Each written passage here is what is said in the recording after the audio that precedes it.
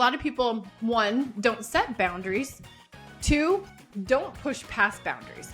There's different ways that you look at boundaries, right? You should always set your own boundaries of expectations and things like that for your life, your own health and your own mental health as well. Because there's points in business where you feel drained or your energy's drained. You can choose when to go above and beyond and give extra advice or extra help or extra oomph onto any situation.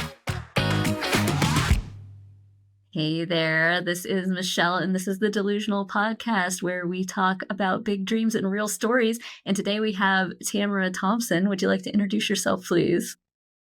Yeah, no, I'm Tamara Thompson, and the story we're going to share today is more about how I went from alcoholic to now almost 15 years sober, in and out of jail, to multimillion-dollar agency owner, and just super grateful to be here.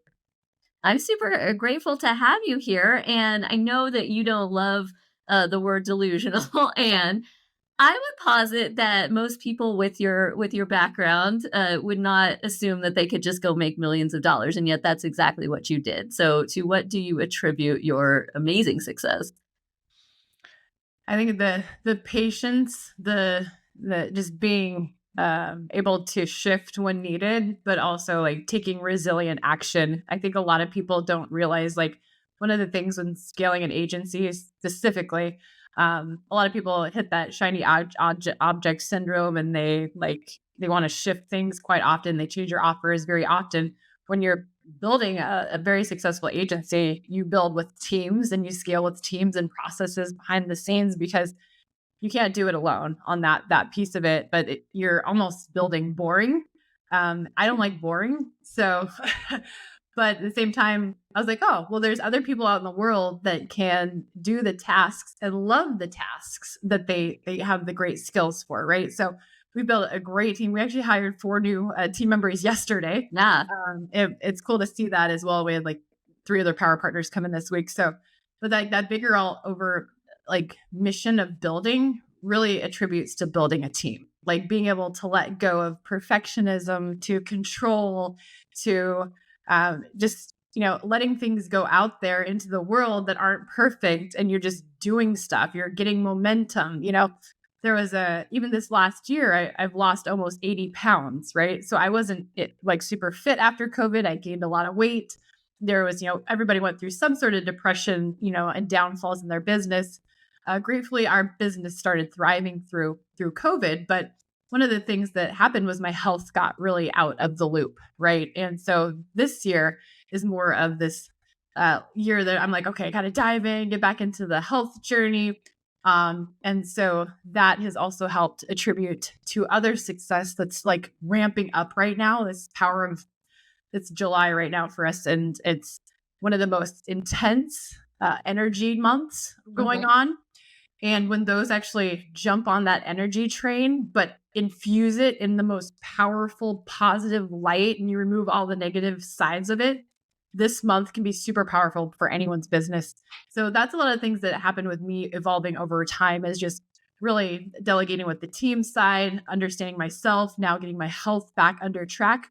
But I've also gone on a spiritual journey as well. So that can attribute, I believe, to a lot of the success that we've built over the years. It's so much in there to unpack and so much to talk about. And you know that I am a business coach. This is my fun thing, doing a podcast. But I coach people through scaling up businesses and building teams and all the things that come around that all the time, all the mindset stuff that needs to happen, the energetics that need to shift. We do all of that. And I want to back up with you first, because there was a time period between alcoholic and starting the agency. That's what I wanted to. What made you think, I can do this, I'm going to do this? Yeah, so it was interesting because a lot of things, like going back to the beginning. So when I decided to, back in my 20s, I was unhappy in my career choice. I was in the fitness industry. There was a lot of things going on. It was just something to do. I saw my friends doing specific careers. I didn't really know what I wanted to do out of high school. I actually just wanted to play basketball. Yeah. And so I was on the basketball community college team in Washington, and was doing that and doing creative stuff like graphic design and other stuff like that. But my life kind of went into like a turmoil when I was like, I don't really know what I want to do. And I started picking up drinking and partying and doing other things like that. And because I was kind of lost, right? Like I was delusional at the time because I was like, I don't know what I'm doing. I'll go try whatever I want. And but what Okay. happened was I went through this process of becoming depressed, not knowing what I want to do. And I actually started recording silly YouTube videos, right? Like vlogging type videos, dance around, singing, 80s music with a hairbrush. Like I was doing like whatever I wanted to do, put out on YouTube. So I was like, what sticks, right? There's people out there doing like parkour videos, there's like cat videos. And I was like, what's going to take off? So I started using YouTube, and my family saw that I had fun doing it. They're like, you like love video.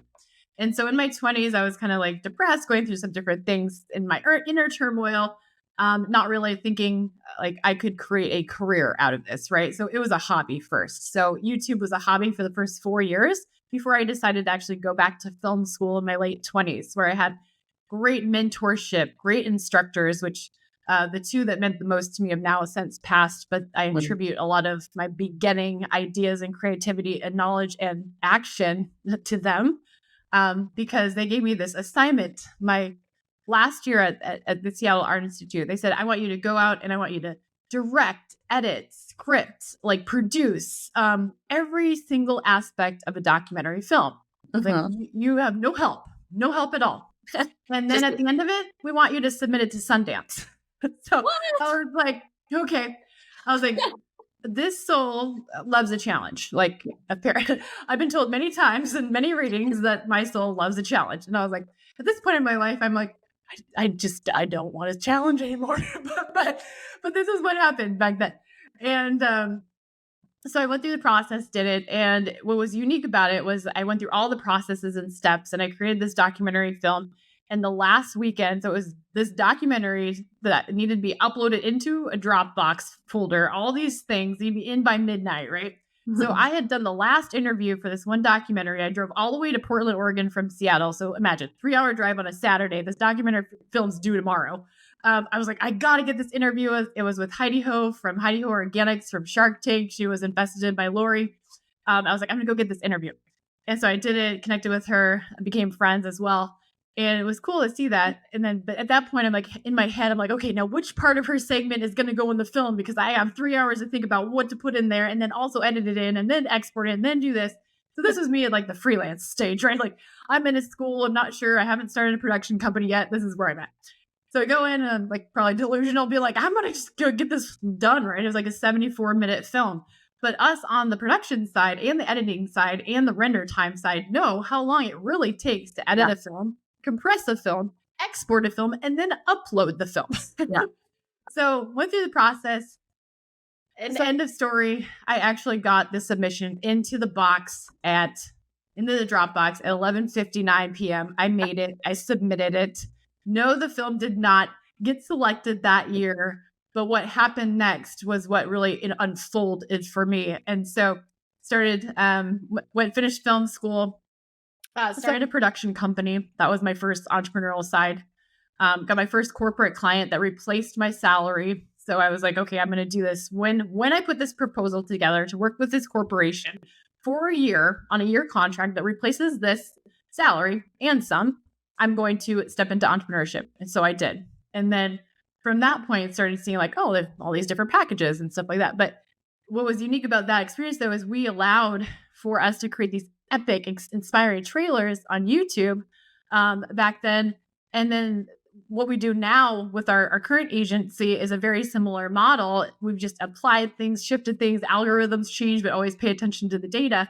But it inspired what we do today because we take short form content, lead it to a long form content on YouTube.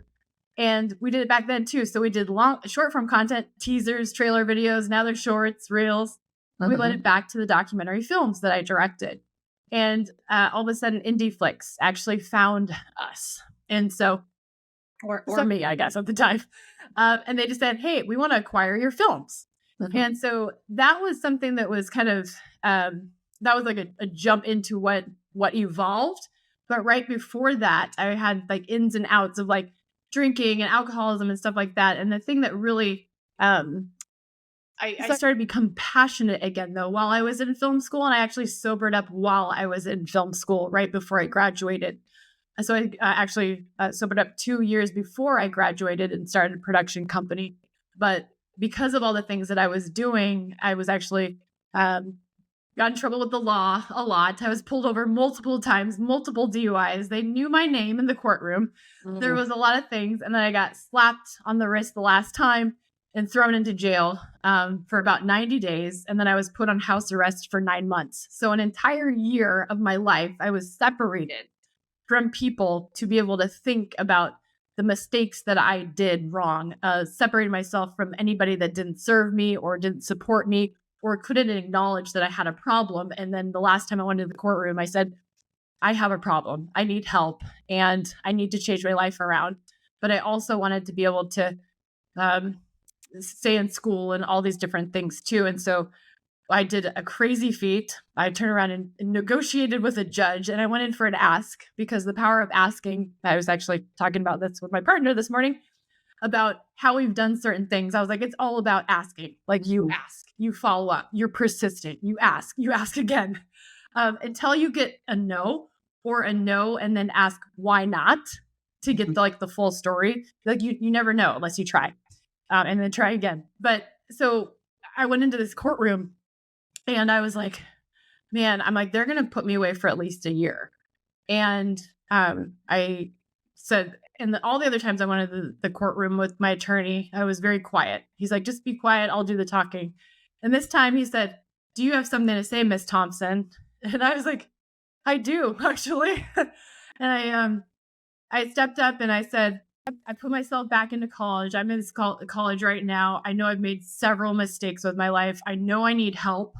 And I want to keep continuing my journey and finishing my degree here with filmmaking because I'm really passionate about it. And I was like, I feel like when you put me away for probably the max sentence, because you guys see me as a disgrace to the law at this point, that, that my life's going to hold up.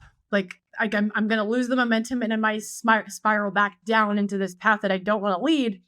And I went up and I showed him my grades. I was getting straight A's on the college front. I was doing these things. I was actively going to different treatments and different things like that, like actively seeking help and showing it and proof on paper at that point.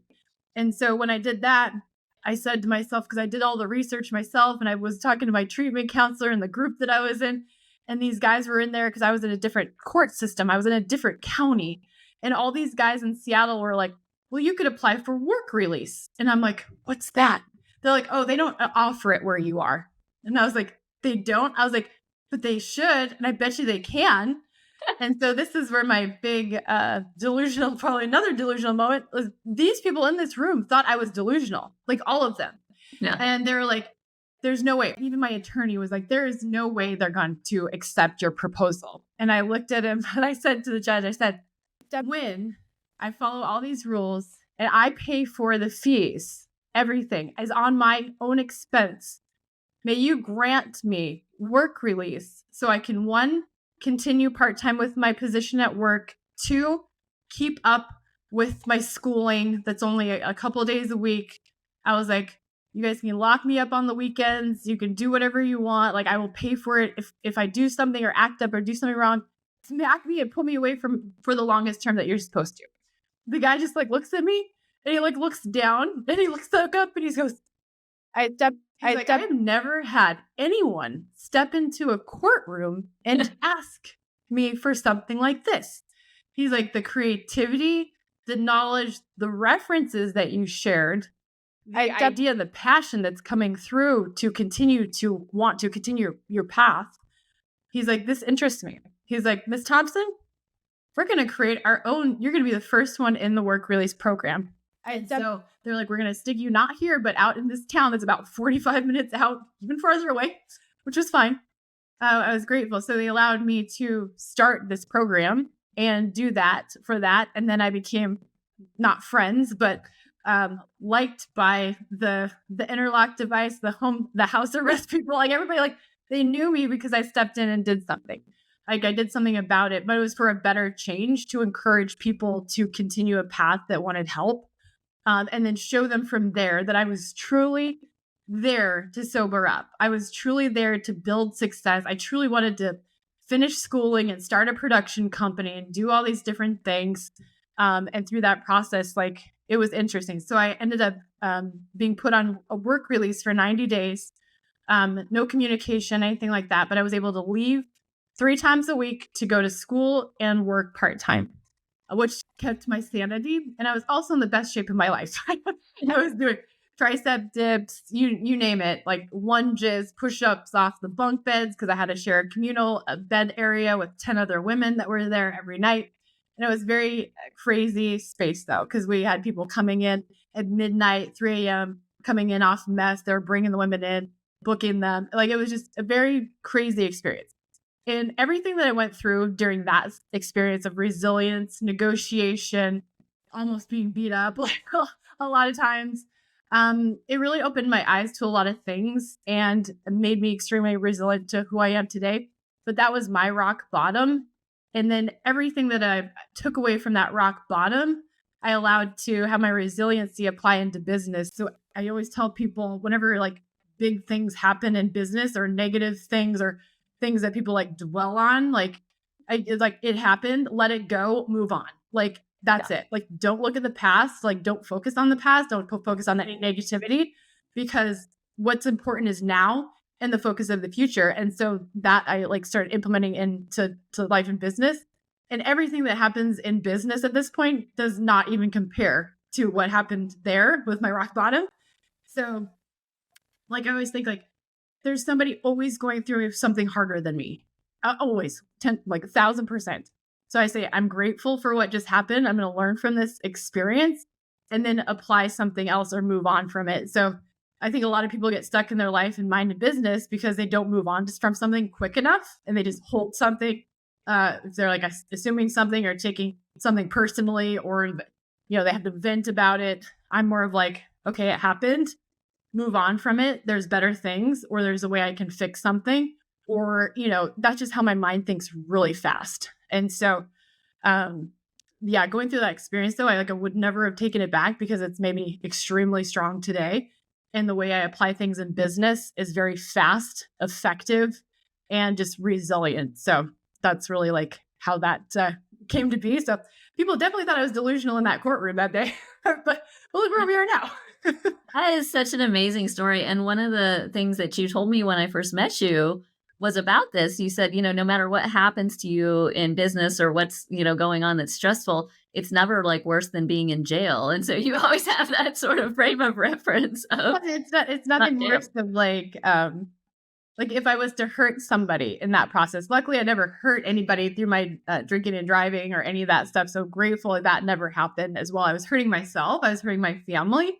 I was putting more miles on my car, you know, whatever it was.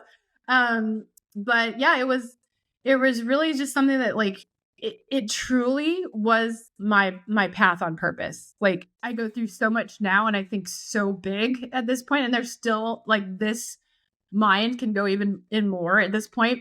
But every day I'm challenged by something new, which I'm like super grateful for, because I'm like, ooh, I'm like, here's a challenge, but I go through an opportunity, so you don't have to always look at it as a challenge. So I'm always like, okay, what is this opportunity about? Is it meant for us in the business? How can we proceed with this? How can we grow faster? So, because I was like, how can I get, at that point, I was like, how can I get out of the jail system faster? Right. Yes. But so it was always that piece, like, how can you negotiate? And then I was able to come into life and business and become a very good negotiator at a lot of things. So like right now, we're actually currently in a partnership negotiation. And it's very pulling on like where you have to place your energy, communicate in a way that makes sense so that everybody's on the same page and everyone sees the value and everybody's pulling their own weight. So like even this morning I had a call with our CMO, and we have these deep conversations about what's next. And so like going through that experience though, back in my 20s and 30s, I really was just like, I'm going to apply this to the rest of my life. And that's really what I've done.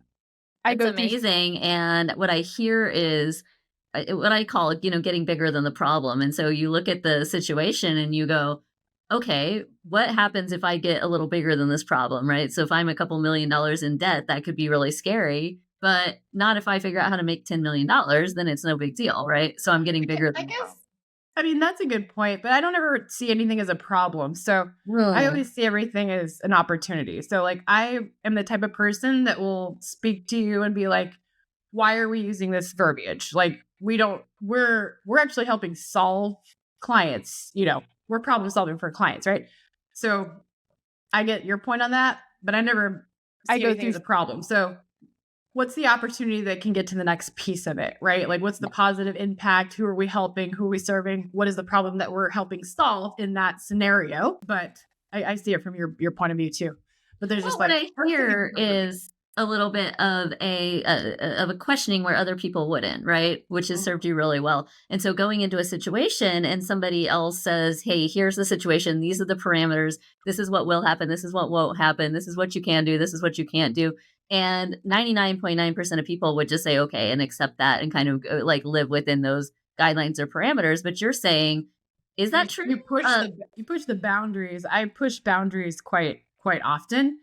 Because what I've noticed though is like when you push boundaries in a positive way though, Not in a creepy so way, to reflect. be clear. Yeah. So, because a lot of people, one, don't set boundaries, two, don't push past boundaries. So, Mhm. there's different ways that you look at boundaries, right? You should always set your own boundaries of expectations and things like that for your life and your own health and your own mental health as well. Um, because there's points in business where you feel drained or your energy is drained. So, like an example. So, over the years, like one of the things that we typically because said like out loud all the time was like, well, we go above and beyond for our clients, right? But Sure. you also have to set the boundaries. You can choose when to go above and beyond and give extra advice or extra help or extra oomph onto any situation. But they also because need to know that that was something additional, right? Like, because kindly, like that was not in the scope of the work, but we're happy to help you do XYZ, Yeah. right? Because people need to understand that, but not always expect it. So when I give value in something, you never like go in expecting for something in return, right? And I think when people do that, they're like, oh, if someone comes in like, I'm a go giver, and they speak this, they talk the talk, they walk the walk, but in their head, they go into a situation, they come back out, and they think like, well, that didn't work out in my benefit. That's an ego thing, right? So Yeah. because when you constantly give, you set the boundaries though, like what is it that you're willing to give that you feel, valued at? Is this a partnership or a client or a relationship that makes sense to continue? And then continue to move forward with that thought process. So I think differently than a lot of people that I've met through the process, but yeah, bringing it back to that first delusional story, like really helped like push through a lot of barriers and boundaries that people were like, you can't do that. You can't do that because that's a boundary that you can't push.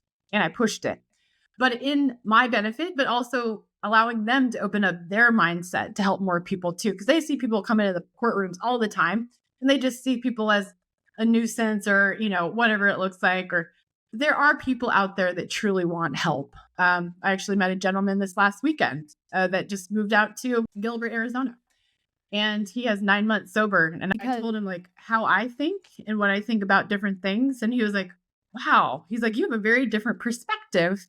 Well, I won't go into all that detail, but so you have a very different perspective about, the programs and other things like that out there. And I was like, I do. I was like, it's not for everyone, but I have this methodology that I go with because I am no longer an alcoholic. And I'm not going to step into a room and say, hi, my name is Tamara Thompson. I'm an alcoholic. It's been almost 15 years. I'm on the trajectory. Hi, I'm Tamara Thompson. I'm a founder. I'm an investor. I've invested over 33 companies at this point. I own an agency. This is who I am, right? So some people can beg to differ on different opinions, but that's who I am at this point. I don't want to keep going back to my past or dwell on my past. It helped me get to where I am today. Well, and it's interesting that you bring that up because I've always had that question, and I've never been in recovery. I've never been an addict, so I want to put that context out there. I have a lot of friends that have been and are in the programs, friend to bill, as they say. They're especially in Washington D.C. We have a lot of alcoholics in Washington. I think they're all over the world. So to throw that out, it's a I get it. got a concentration. I've always found it interesting, the methodology, and I know AA and 12-step programs help a ton of people. So I'm not coming down on that. but it was always a curiosity for me to step into a room and say, I am an alcoholic, or I have one of my friends was an Overeaters Anonymous, and it was that they would say, I'm powerless against food. And that was how they would introduce themselves. And to me, knowing what I know as a coach, working through and also a trainer of neurolinguistic programming, identity is very, very important. And you don't want to fuck around with identity statements because you Exactly. will actually get whatever your identity is. And so I always thought it was weird that you would step in if you were trying to recover from alcoholism and say, I'm an alcoholic. And that would be how you identified constantly. Um, I know Well, it works for people, but I feel like there's yeah, other ways to do and that. it does work for people. And I'm just saying for me personally that I chose a path that was different than what was expected. Yeah. So I actually left the program after 3 years of sobriety because I actually found a mastermind group and these awesome people where we were living our life on fire and we were being positive and we were getting support on how to grow our business. And I was more passionate about that at that point. Yeah. I didn't have alcohol cravings. I wasn't going to bars. I wasn't struggling on depression. I was like changing my whole life structure in the way I thought. And so it was interesting to be like, I don't feel like this is my tribe, right? Yeah. Walking into that room wasn't my tribe, and walking into this mastermind group was. Yeah. And so that's where I shifted that whole mentality and removing those statements because you also had these opportunities where you'd step into those rooms and there were people that were supportive and there are people that are supportive in there and they are sober and they are doing this and living that walking that path with the steps. But you also walk into those rooms and you have the people that are walking in drunk or walking in like because they have a court slip or walking in because they relapsed or they did something. But bringing in that energy was always hard when somebody would come in and you could smell it on their breath and they flat out lied to your face, Yeah. right? Like you don't need to surround yourself with that energy if you're trying to propel yourself elsewhere. So yeah, like I said, I respect the program. I respect that people still do that. I have clients that are still in the program after like 10, 20 years and it works for them. Yeah.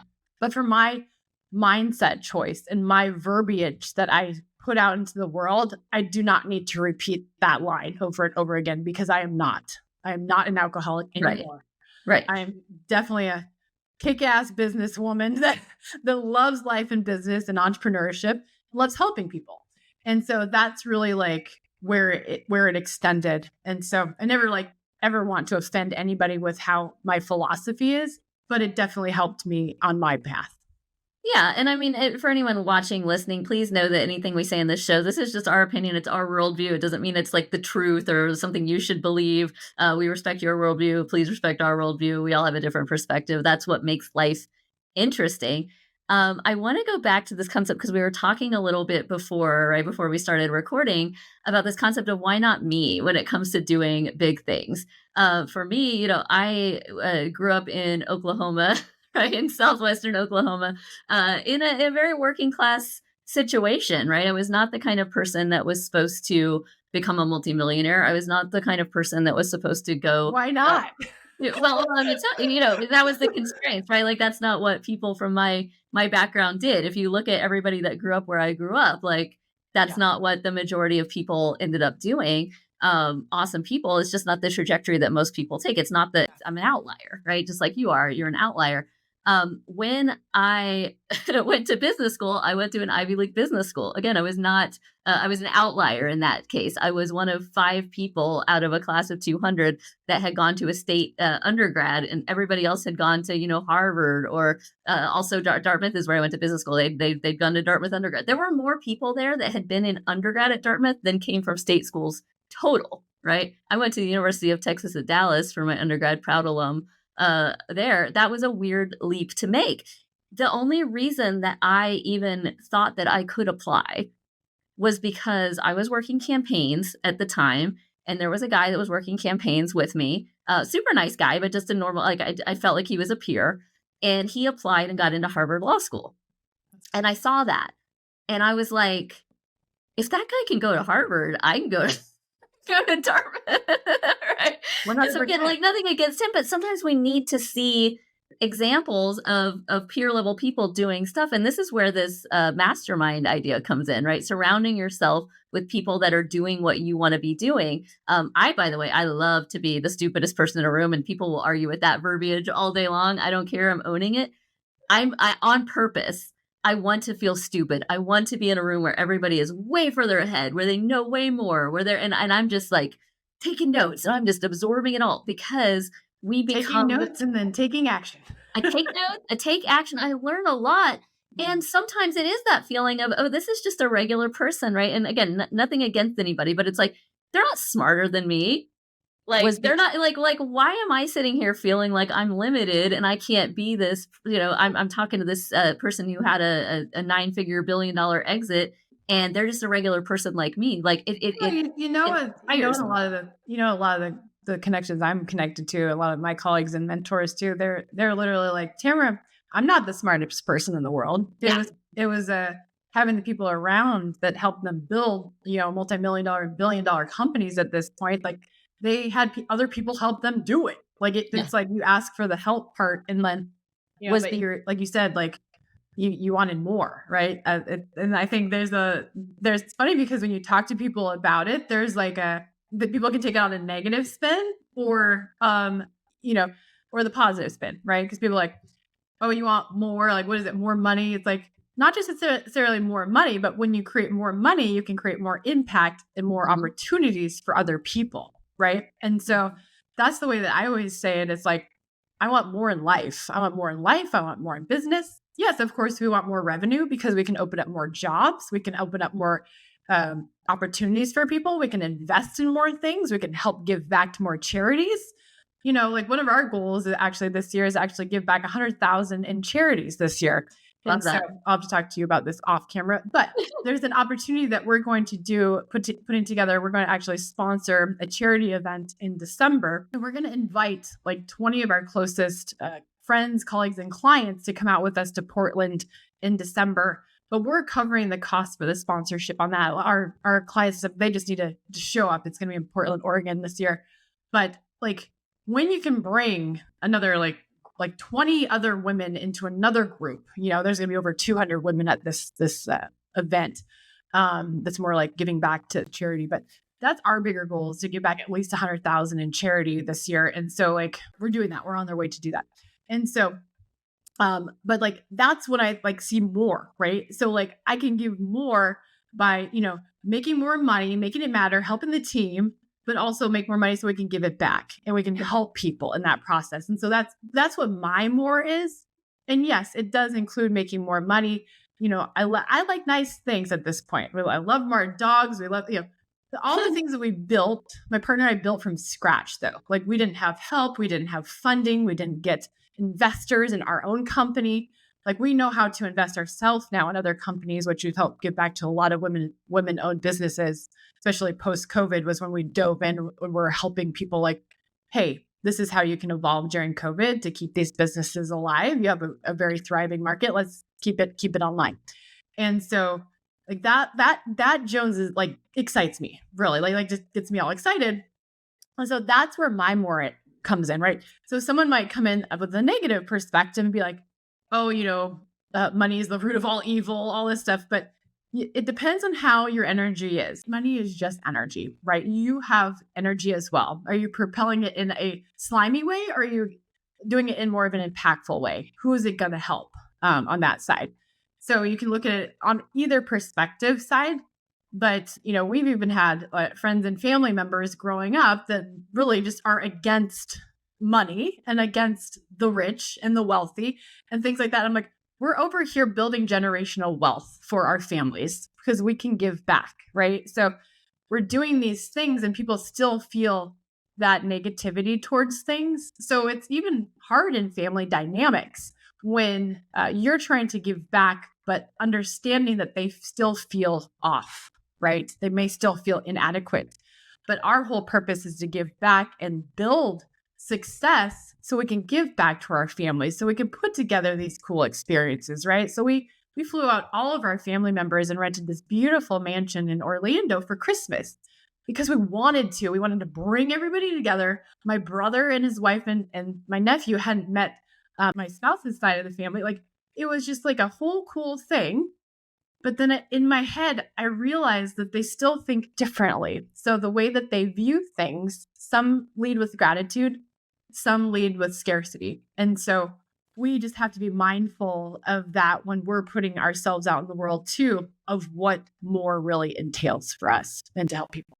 Absolutely. Look, I grew up with that same ethos of, chasing money is the wrong path. It's not the spiritual path. There was a dichotomy between money and spirituality. I grew up hearing every week in church, do not store up for yourself treasure on earth, store up for yourself treasure in heaven, over and over and over. And even now I'll have conversations with my mother, and my mother is very proud of me and loves me very much. But she'll still just say things like, I don't know how you got into this money stuff. Like that's, I've never been into money. We just see it differently. We kind of agree to disagree or respect each other's worldviews on that. But because mine is more like you, like I can do so much more and have so much more impact when I have access to more resources. And when I founded my first, right there, yeah, resources. my first coaching program almost 10 years ago now, which we're about to re-release, was called Impact Scaling School. And that was the whole point was, hey, I'm going to work with impact driven entrepreneurs. And if I can help the people that I work with do more, then I've got an exponential effect. I used to call it a reverse pyramid scheme, right? I'm going to help you do better, and then you help other people do better. And now we have this exponential impact that is so much bigger than I could have just done on my own as one person, no matter how much money I made. I love that you brought up, by the way, the humility of the folks at the top, because I have found this too. In fact, especially the self-made people, when you talk to them and you talk to somebody who is in the $1 billion stratosphere, they've done these amazing things and created this amazing stuff in the world. The people you get nervous where you're like, I can't even believe they're talking to me, but cool. They're They're so just humble. people.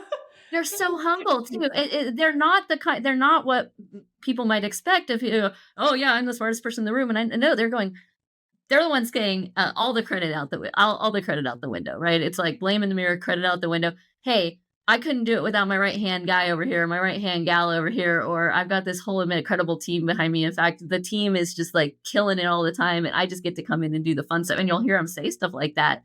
And it is that ethos of, hey, I know I'm not the smartest person. I just asked for help. I'm somebody who had a big vision and held the big vision. This is where delusional comes in. I held a Yeah, well, vision. you're also the visionary, right? So Yeah. like most of these people that built success are true visionaries. You and I are visionaries that have built our success and continue to build success, right?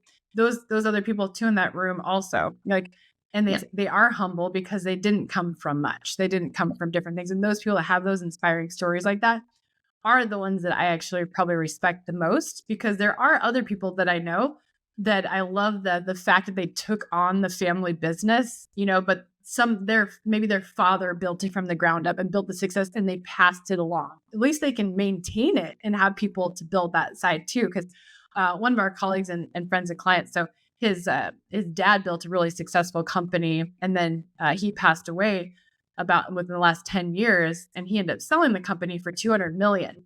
But his dad was really the one that built the legacy, and he's continuing the legacy now, but he sold it just recently. And so now, but he's now doing his journey and becoming a speaker and author and stuff like that. But he's got this generational wealth that his father built, but he was super passionate about what his father did. He worked in the business and then he passed it off to him. So there's quite a few people that have that too. So they stepped into something, but they had to maintain it, right? Because people could step into a family business and not be passionate about it at all and let it crumble.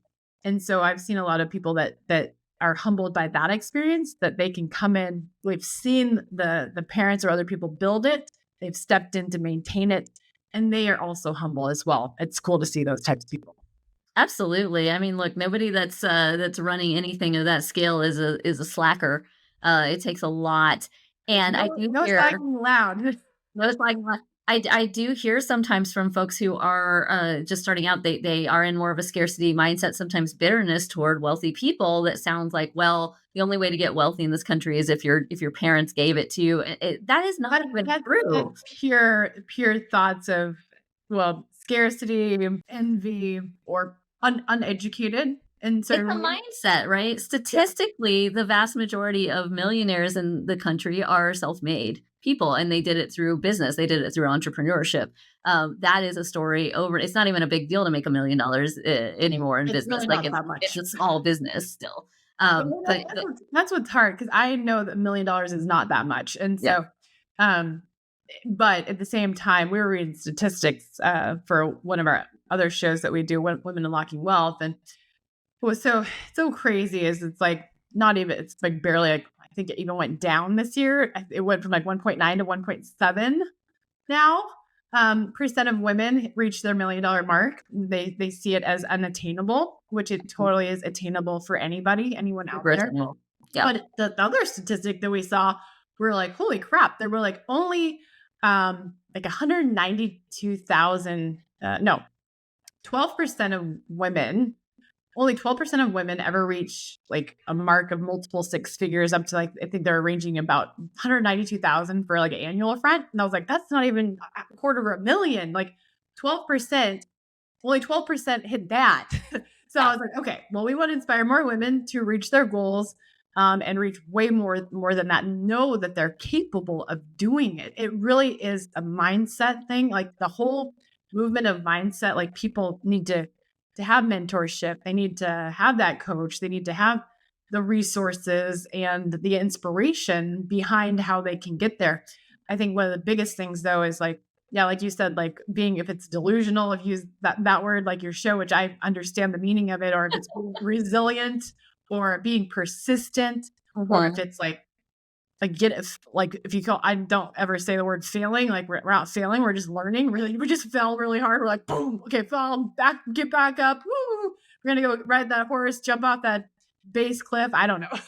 We are jumping off the base cliff soon, so we're doing base jumping. I'm excited. That's where you lose me, is when y'all are doing the skydiving and stuff. You asked me, do you want to come skydiving with me? I was like, no, I do not. But I appreciate that advice. Well, that was one of the things that helps myself through the process of anything. I always take on anything that I might be fearful of. The things that are I'm more fearful of aren't actually things like in business. It's been more like what's under the ocean. Like, is there jaws under there? Like, what's it's scared of heights a little bit, like jumping out of a plane, like those types of things I'm fearful of, but I want to like take them on. So when I do it, it just unlocks the ability to just think and believe again that I can do anything, and I know I can do anything. It's just about taking the action, putting in the steps to do it, and figuring out how to do it and how to get there. And so that's really like my mentality on that side. Like nothing is impossible. You and I went out to a great event, where we met in person recently in Austin. And one of the things that they were saying in the rooms was, what is your impossible? And I stood up in that room that day and I was like, nothing's impossible. I was like, I get it. Again, reject the premise. I completely 100%. There's a couple other people in the room that believe the same thing. And I get it, because you have these goals, which you haven't attained. And you're like, because you can't quite imagine how to get to that goal, right? You're like, people are like, that's impossible. When it's on the life path or the business path, it's like, I always think, okay, I think of something, I'm like, the word impossible just doesn't come up. I'm just like, okay, what do I need to do to get to here? Who do I need to know? Who do I need to talk to? Who do I need to text? Who do I need to call? What is the investment? What do I need to come up with? So I think really fast with that, with different situations, even like events, right? So like back when we hosted a really large event, one of our keynote speakers was a $60,000 keynote, and people were like, you're crazy just to hire a keynote speaker. And I was like, well, no, I'm going to find the ways to make the money to pay for the keynote speaker. It's not coming out of my pocket. It's going to come out of other people's pockets, because they're going to enjoy the experience just as much as I am. And so we put together this opportunity to hire a keynote for 60,000. And then I ended up selling this high level evening. So 45 people I sold at $5,000 a pop, which ended up covering the keynote speaker, the entire event, everybody, the staff, everything, and some. And even we had sponsorships come in. So that was great, because we generated probably like $250,000 just in that side of it. And so people are like, wait, what? And I'm like, because my brain thinks very fast. I was like, what do I need to do to hire this keynote?